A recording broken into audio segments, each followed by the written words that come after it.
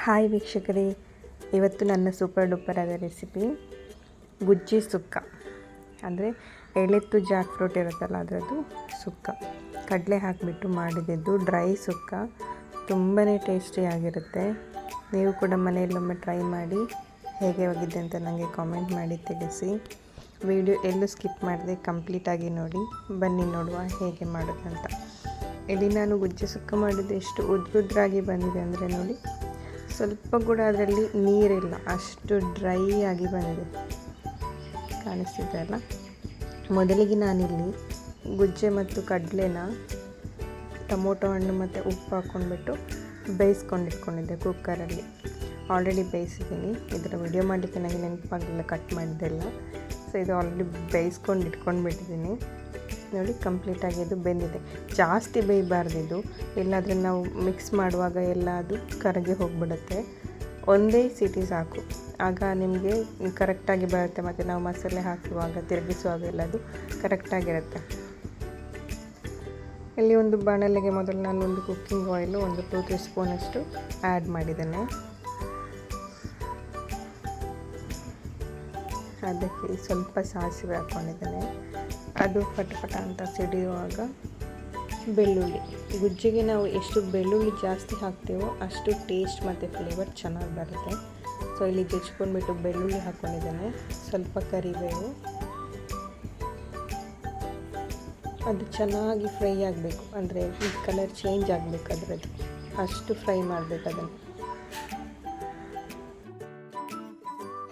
Actually ಒಂದು ಮಾತಿದೆ, ಗುಜ್ಜೆ starting ಸಿಗುವಾಗ ಮಾಡಿ ನಾವು ಸ್ವಲ್ಪ ತಿಂದರೆ ಟೇಸ್ಟ್ ಆಗಿದೆ ಅಂತ, ಜಾಸ್ತಿ ತಿಂದರೆ ಹೊಟ್ಟೆ ನೋವು ಬರುತ್ತೆ ಅಂತ ನಮ್ಮ ಅಜ್ಜಿ ಎಲ್ಲ ಹೇಳ್ತಿದ್ರು.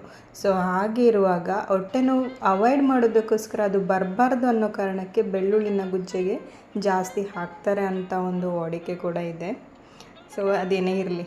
ನೆಕ್ಸ್ಟ್ ಇಲ್ಲಿ ನಾವು ಒಂದು ಆನಿಯನನ್ನು ಕಟ್ ಮಾಡಿ ಹಾಕ್ಕೊಂಡಿದ್ದೇನೆ. ಅದಕ್ಕೆ ಅದು ಚೆನ್ನಾಗಿ ಫ್ರೈ ಆಗಲಿ.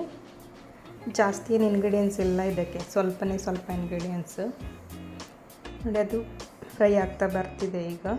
ಇಲ್ಲಿ ನಾನು ಮೊದಲೇ ತೆಂಗಿನಕಾಯನ್ನು ತುರಿದು ಬಿಟ್ಟು ಅದನ್ನು ಫ್ರೈ ಮಾಡಿ ಇಟ್ಕೊಂಡಿದ್ದೆ. ಸೊ ಅದು ಫ್ರೈ ಮಾಡೋದು ವಿಡಿಯೋ ನಿಮಗೆ ಬೇಕಂತಿಲ್ಲ. ಸೊ ಫ್ರೈ ಮಾಡಿ ಇಟ್ಕೊಂಡಿರೋಂಥ ತೆಂಗಿನಕಾಯನ್ನು ಇದಕ್ಕೀಗ ಆ್ಯಡ್ ಮಾಡ್ಕೊಳ್ಳಿ. ಸ್ವಲ್ಪ ಕೈ ಆಡಿಸಿದ್ರೆ ಸಾಕು ಆ್ಯಡ್ ಮಾಡಿಕೊಂಡು.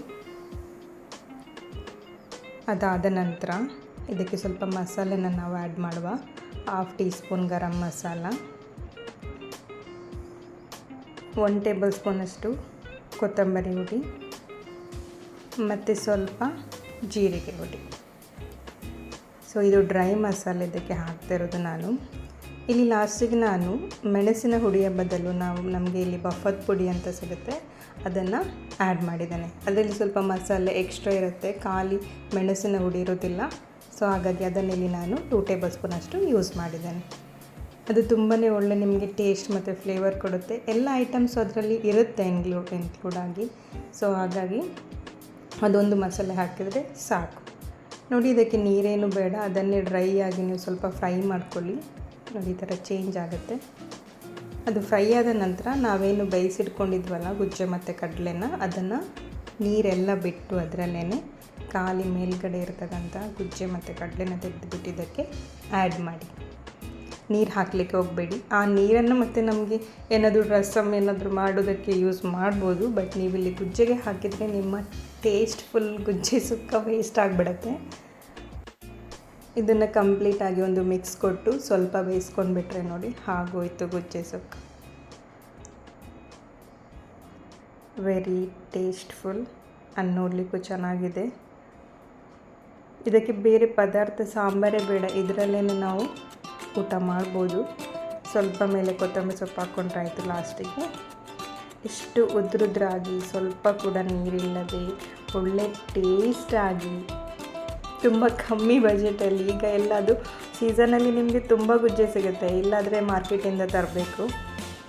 ಸೊ ಮಾಡಿಕೊಂಡು ಒಮ್ಮೆ ಟ್ರೈ ಮಾಡಿ ನೋಡಿ.